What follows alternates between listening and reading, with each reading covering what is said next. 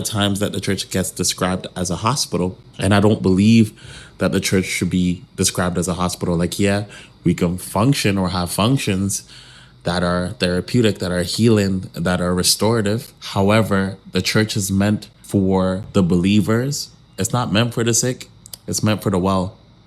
It's meant for the whole. And what I mean by that is it's meant and a space that is supposed to be for the extensions of Christ and who he is, like saints, people that he's redeemed. Doesn't mean you're perfect. Doesn't mean you have it figured out.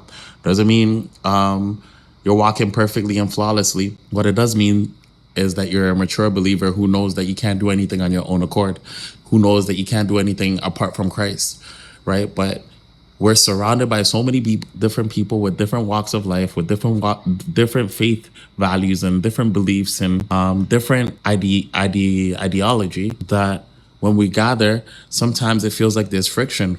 And why do you think that is? When you come to a church and you feel heavy, when you come to a church and you don't feel like you belong, when you come to a church and you don't feel a sense of community, that is because not everybody that's beside you is well. Not everybody that's beside you is whole. Not everybody that, in other words, I know that could be offensive, but in other words, not everybody is a believer at heart. Because truthfully, if you approach a believer, it should communicate the depiction of what an iron sharpening iron should look like.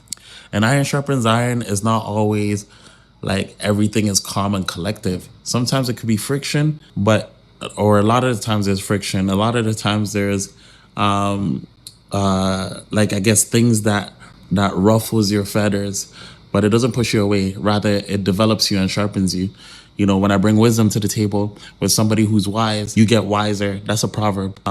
Whereas, like, if the church was more geared towards being a hospital, if you bring wisdom and insight and someone who's not ready to hear it, it's not going to go anywhere. If anything, it might chase somebody away because it's challenging their viewpoint, their point of view. I'm saying this to say that in spite of our view of what a church should be or should look like, we should still strive for community. And even if you're not at a certain place or a certain spot in your walk, or you feel like, yo, I'm not a believer or whatever the case is, you're 100% still welcome in the church.